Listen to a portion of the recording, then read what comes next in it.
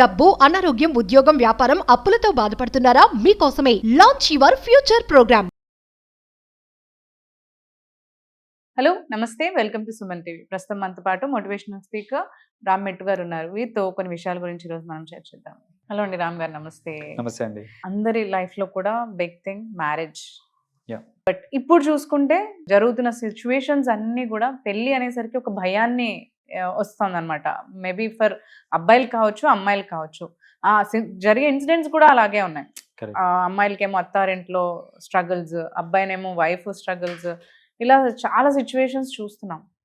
So actually marriage వంటిది అనేది చాలా మంచి ఎథికల్, మనం ప్యూర్ రిలేషన్షిప్గా తీసుకుంటాం. అదొక పవిత్రమైంది అండ్ మంచి relationship. So to grow family or something. కానీ అది అసలు యాక్చువల్గా నవ్ డేస్ ఇట్స్ గోయింగ్, అదొక ఏదో క్రిమినల్ యాక్ట్ కింద అయిపోయింది అసలు, ఒక 2 persons కింద. రైట్. సో పెళ్ళిని ఎలా చూడాలి అంటారు? And now days how it is changing. ఒక పెళ్ళిని మంచిగా మనం అదే పాతకాలం లాగా ఒక ప్యూరెస్ట్ ఫామ్లో నిలుపుకోవాలి అని అంటే ఎలా ఉండాలి అసలు? మీరన్నట్టు పెళ్ళి అనగానే పూర్వకాలంలో అదొక పవిత్రమైన బంధం అనే ఒక నోషన్ వచ్చేది. పెళ్ళి అనేది ఒక పవిత్రమైన బంధం అనేసి. కరెంట్ టైమ్స్లో పెళ్ళి అనగానే లొల్లి అంటున్నారు. రైట్. సో అనేసి that is have times have changed.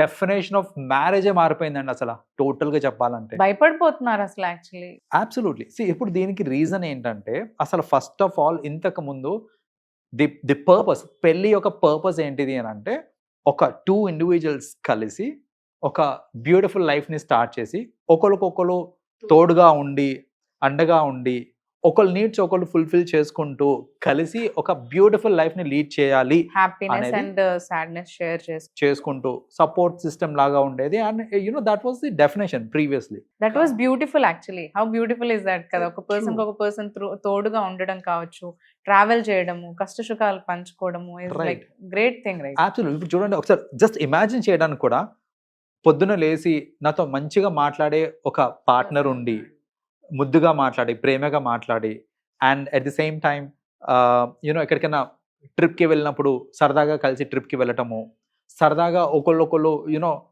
ముద్దాడటం కానివ్వండి, వ్యూస్ షేర్ చేసుకోవడం కానివ్వండి, ఒకరినొకరు అప్రిషియేట్ చేసుకోవడము, ఇదంతా అసలు ఊహిస్తేనే ఇట్ ఈస్ లైక్ బ్యూటిఫుల్ గా ఉంది అని అనిపిస్తుంది మనకి. The kind of essence it gives is very beautiful actual గా, right? But nowadays current times లో అసలు పెళ్లి డెఫినిషనే మారిపోయింది. మొత్తం ప్రాక్టికల్ అయిపోయిందండి. ఇప్పుడు పెళ్లి అనేది it has become a very practical scenario. ఎట్లా అయిపోయిందని అంటే, దీనిలో డిఫరెంట్ ఎలిమెంట్స్ ఇంక్లూడ్ అయిపోయినాయి. ఒకటి, ఫినాన్షియల్ ట్రాన్సాక్షన్స్. అసలు పెళ్ళి అనగానే దానికి ముడిపడున్న ప్రైమరీ థింగ్ ఏంటిది అని అంటే ఫినాన్షియల్ ట్రాన్సాక్షన్స్. ఎక్కడ ఫినాన్షియల్ ట్రాన్సాక్షన్స్ అని అంటే, కట్నం రూపంలో అబ్బాయి వాళ్ళు, అసలు అబ్బాయికి ఆస్తి ఎంత ఉంది, వాళ్ళకి ఎంతమంది సిబ్లింగ్స్ ఉన్నారు, ఎంత షేర్ ఏమొస్తుంది, ఆఫ్టర్ దర్ పేరెంట్స్ ఎంత షేర్ వస్తుంది అని అమ్మాయి వాళ్ళు, అసలు ఎంత సంపాదిస్తాడు, ఏం సంపాదిస్తాడు అనేసి. అంటే ఇద్దరు వ్యక్తులు కలిసి ఉండాలి అని అంటే ప్రైమరీగా కావాల్సింది యాటిట్యూడ్స్ కలవడం అండి, మైండ్ సెట్స్ కలవాలి. అసలు అది ప్రైమరీ పక్కన పెట్టేసి, నీకు మైండ్ సెట్ కలిసిన తర్వాత మిగతా చూడు, I have no problem at all. ఎందుకంటే డబ్బులు కూడా ఇంపార్టెంట్, ఐ అండర్స్టాండ్. కానీ మైండ్ సెట్ చూడు ఫస్ట్. అంతేకాని చాలా మంది ఏంటంటే మైండ్ సెట్స్ అవన్నీ పక్కన పెట్టేసి ఫస్ట్ డబ్బు ఉండాలి అంటే, ప్రొఫైలింగ్ ఎట్లా అవుతుంది అంటే, మీరు అన్నప్పుడు ఒక పిల్లని ఇవ్వాలి అని అంటే, అమ్మ మంచి పెద్ద కుటుంబం ఉన్న దాంట్లో ఇస్తే బాగుంటుంది, తనకు అందరు ఉంటారు అనుకునేవాళ్ళు. ఇప్పుడేమో అసలు అక్క చెల్లెళ్ళు ఉండొద్దు, బ్రదర్స్ ఉండొద్దు, వాడు ఇంకా నయ్యం సింగిల్ గా ఉంటే బెటర్ అని కోరుకుంటున్నారు. అబ్సల్యూట్లీ. ఎందుకంటే అప్పుడు ఎవరి బాధ ఉండదు, ఇంకా వాడు కూడా ఉంటాడు, ఆస్తి అన్ని వచ్చేస్తాయి అనేసి. సో అలా ఏంటంటే ఆ ఫినాన్షియల్ ఎలిమెంట్ అనేది ఒకటి అందులో యాడ్ అయిపోయింది. So that is one thing.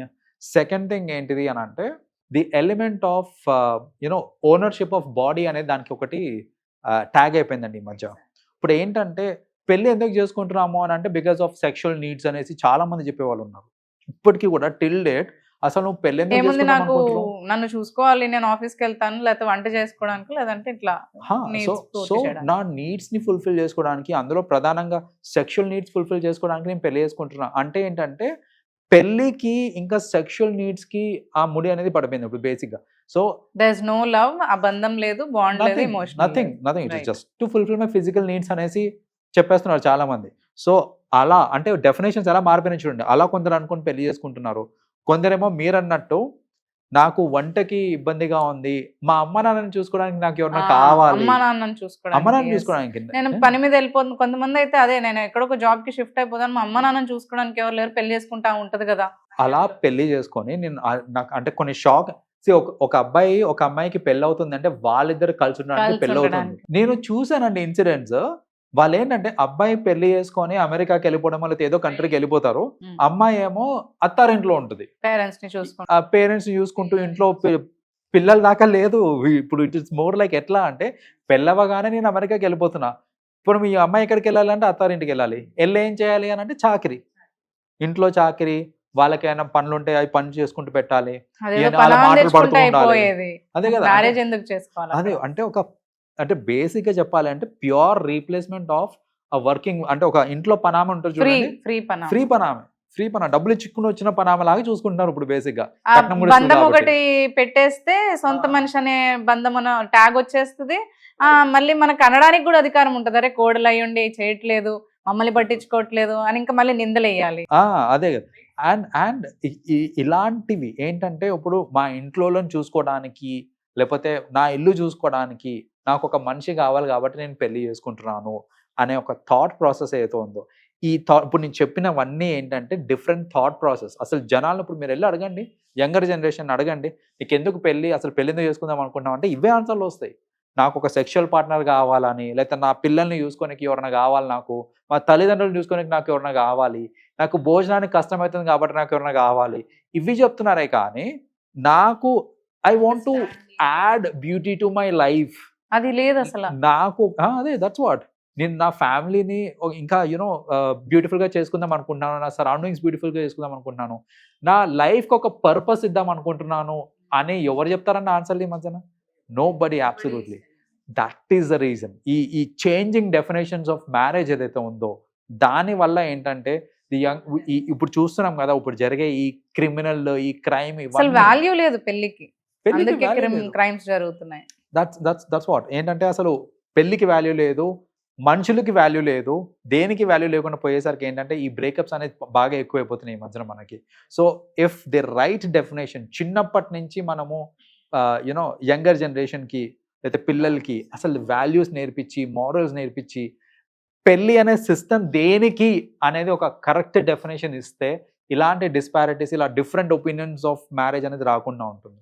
We hope ఇప్పుడు ఒకరొకరు ఇలా చంపుకోవడం లేదంటే విడిపోవడం ఇలాంటివి కాకుండా రియల్ మీనింగ్ ఆఫ్ మ్యారేజ్ అర్థం చేసుకొని మన జనరేషన్ అంతా కూడా దాంట్లో ఇన్వాల్వ్ అయ్యే రిలేషన్షిప్స్ నిలబెట్టుకోవాలి అనే కోరు. థ్యాంక్ యూ రామ్ గారు, thank you so much for sharing. Welcome అండి.